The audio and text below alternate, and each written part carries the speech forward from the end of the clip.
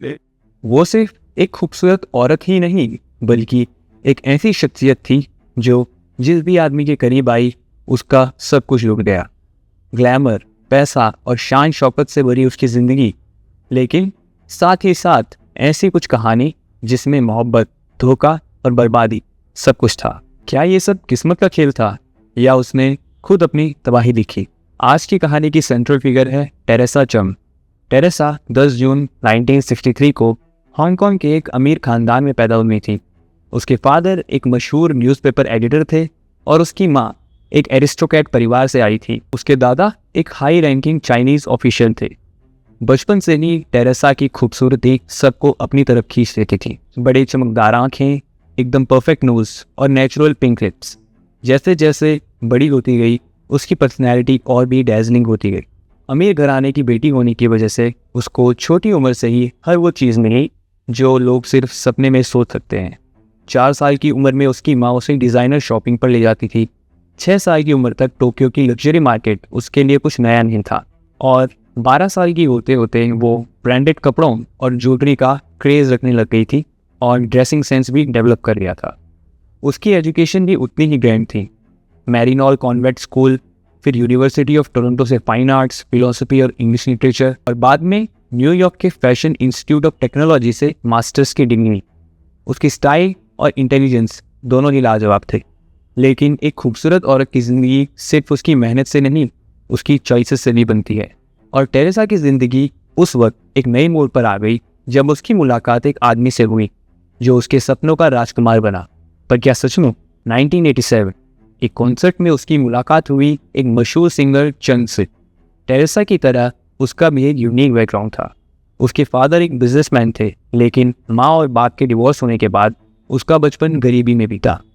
15 साल की उम्र में इसने स्कूल छोड़ दिया और बार में काम करना शुरू किया। बचपन से स्ट्रगल भरी जिंदगी जीने के बाद उसका लफ्ज़ बदला जब उसने विनर्स बैंड ज्वाइन किया। उनका पहला गाना सनशाइन लवर्स सुपर हिट हो गया और धीरे धीरे चंग एक बड़ा सुपरस्टार बन गया। अपने करियर की पीक पर वो हांगकांग का पहला इंसान बना जिसके पास लैम्बोर्गिनी थी। जब टेरेसा और चंग मिले तो उनका प्यार एक तूफान की तरह शुरू हुआ। सिर्फ 21 दिनों के अंदर ही उन्होंने शादी करने का फैसला कर लिया। टेरेसा के फादर इस रिश्ते के खिलाफ थे, लेकिन जब दोनों ने उनके सामने घुटने टेक दिए तो उन्हें मानना पड़ा। 1988 में उनकी शादी हांगकांग के सेंट टेरेसा चर्च में हुई, जो एक रॉयल वेडिंग जैसी थी। $17,000 की डिज़ाइनर ड्रेस, इंग्लैंड से इंपोर्टेड स्पेशल डिकोर, हर चीज़ एक फेरी टेल की तरह थी। शादी के बाद टेरेसा एक क्वीन की तरह रही। Unlimited shoppings, branded bags, designer कपड़े, एक ऐसी लाइफस्टाइल जो किसी फैंटेसी से कम नहीं थी। लेकिन हर कहानी में एक ट्विस्ट होता है। 1990 तक टेरेसा ने एक बेटे निकोलस को जन्म दिया, लेकिन 1992 के बाद चंग का करियर डाउनहिल में जाने लगा। 4 हेवनली किंग्स नाम के नए सुपरस्टार्स हांगकांग इंडस्ट्री में डोमिनेट करने लगे और धीरे धीरे चंग का स्टारडम खत्म होने लगा। और फिर टेरेसा का मन भी बदलने लगा। चंग ने बाद में एक्सेप्ट कर लिया कि शादी के सिर्फ दूसरे साल ही उसने डिवोर्स का सोचा था। एक तरफ करियर का डाउनफॉल, दूसरी तरफ टेरेसा के फादर का भी $1.5 बिलियन का लोन क्राइसिस चल रहा था। ऊपर से टेरेसा का नए लोगों से मिलना जुलना बढ़ने लगा। 1995 तक उनकी बेटी क्लोई का भी जन्म हो चुका था, लेकिन टेरेसा तब तक अफेयर में थी। उसका रिश्ता एक बिजनेसमैन चैन याओ मिंग से था, जो उसकी एक पुरानी दोस्त का पति था। जब ये बात मीडिया में आई तो पूरा हांगकांग हिल गया। टेरेसा ओपनली एक्सेप्ट कर रही थी कि चंग को इस अफेयर से कोई भी प्रॉब्लम नहीं थी, लेकिन चंग ने अपनी ऑटोबायोग्राफी में लिखा, जब उसने अपनी वाइफ को किसी और के साथ हाथ पकड़े देखा तो वो अंदर से टूट गया। 1997 तक सब कुछ बिखर चुका था।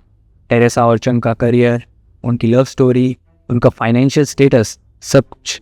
और अक्टूबर 5, 1997 को ऑफिशियली उनका डिवोर्स हो गया। चंग ने कहा कि शादी के आखिरी 1 साल तक वो अलग अलग कमरे में सोते थे। सब कुछ सिर्फ एक फॉर्मेलिटी बन चुका। डिवोर्स के बाद भी टेरेसा की लव लाइफ एक रोलर कोस्टर जैसी रही और उसका डाउनफॉल और ज़्यादा इंटेंस होता गया। तो आखिर टेरेसा एक किस्मत की मारी लड़की थी या अपनी बर्बादी का खुद कारण? ये थी टेरेसा चंग की कहानी। एक लड़की जो खुद को एक रानी समझती थी, लेकिन दुनिया ने उसका आखिरी सफ़र एक ट्रेजेडी बनते देखा। लेकिन सवाल ये है कि क्या ये सिर्फ एक औरत की गलतियों की कहानी थी या फिर ये एक सोसाइटी का आईना है जिसमें हम सिर्फ खूबसूरती देखते हैं।